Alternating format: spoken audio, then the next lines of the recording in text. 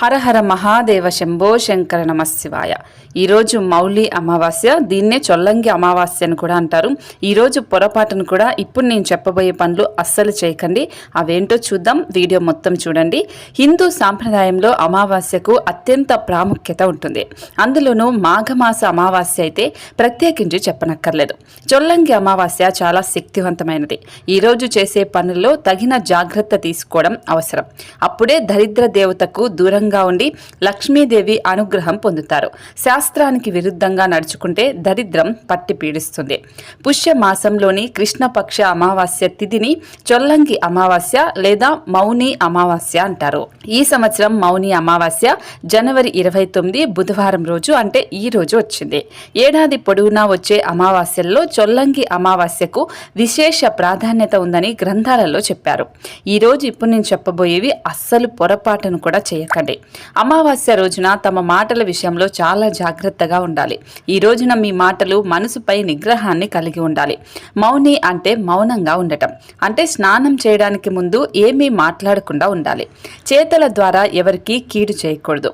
అలాగే వాగ్వాదానికి వెళ్ళడం, తగాదాలకు వెళ్ళడం అస్సలు చేయకూడదు. ఈరోజు గొడవలకు దూరంగా ఉండాలి. చొల్లంగి అమావాస్య రోజున మౌనం పాటించడం వల్ల ఎంతో పుణ్యఫలం లభిస్తుంది. కుదిరితే ఈరోజు మౌన వ్రతం చేయడానికి ప్రయత్నించండి.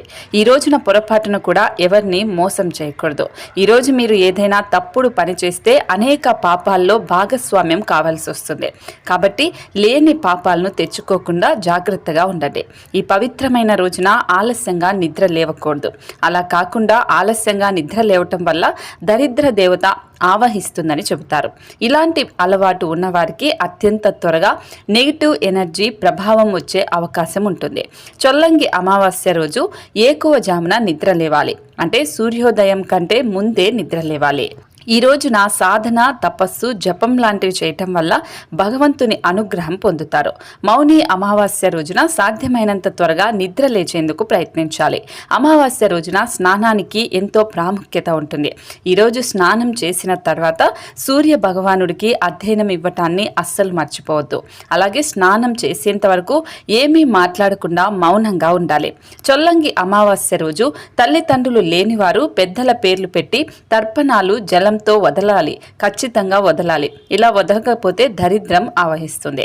శాస్త్రం ప్రకారం స్నానం చేసిన వెంటనే పెద్దలకు తర్పణాలు జలంతో వదిలిపెట్టాలి. చొల్లంగి అమావాస్య నాడు పూర్వీకులు వచ్చి పవిత్ర నదిలో స్నానం చేస్తారని నమ్ముతారు.